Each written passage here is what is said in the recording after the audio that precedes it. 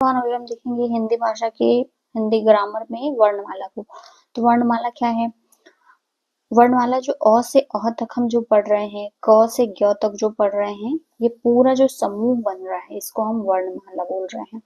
जब हम इंडिविजुअल क, ख, ग पढ़ बोलते हैं तो ये एक सिंगल वर्ण है, और जब हम पूरा मिला के बोल रहे हैं तो वर्णमाला हो गई। और इसकी जो सिंगल ध्वनि आ रही है क, ख, ग, तो ये क्या है? ये सबसे भाषा की सबसे छोटी इकाई ध्वनि है, जैसे इंग्लिश में साउंड होता है, और इस ध्वनि को हम वर्ण कहते हैं या अक्षर कहते हैं, और इस पूरे समुदाय को हम वर्णों के समूह को समुदाय को वर्णमाला कह रहे हैं। इसकी संख्या 52 है।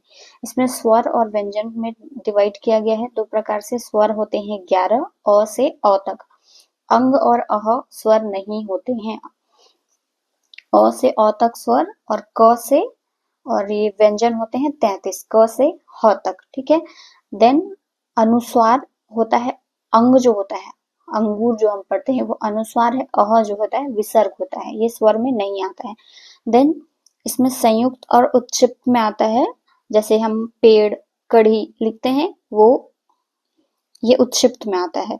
और श, त्र, ज्ञ, श्र ये है संयुक्त व्यंजन में आता है। तब ये पूरे मिलके 52 बनते हैं, और ये पूरा का पूरा वर्णमाला बनता है। और इसको हम जब क्रम में लिखते हैं और ग्रुप बना के, तो ये वर्णमाला हो गया।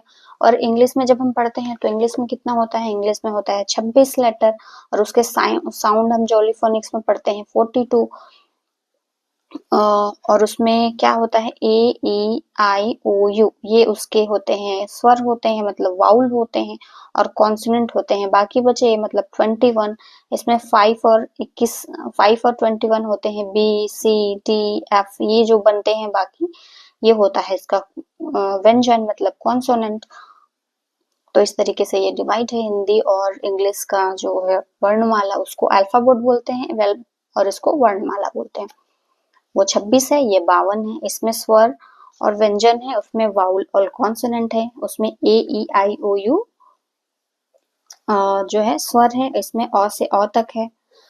और इसमें व्यंजन 33 है, और इसमें व्यंजन जो है इंग्लिश में है क्या है? 21 है। टोटल कितना हो गया? स्वर 11, व्यंजन 33, संयुक्त 4, उत्क्षिप्त 2, अनुस्वार विसर्ग एक एक मिलके टोटल कितने हुए? 52, 52 वर्ण। तो ये था वर्णमाला।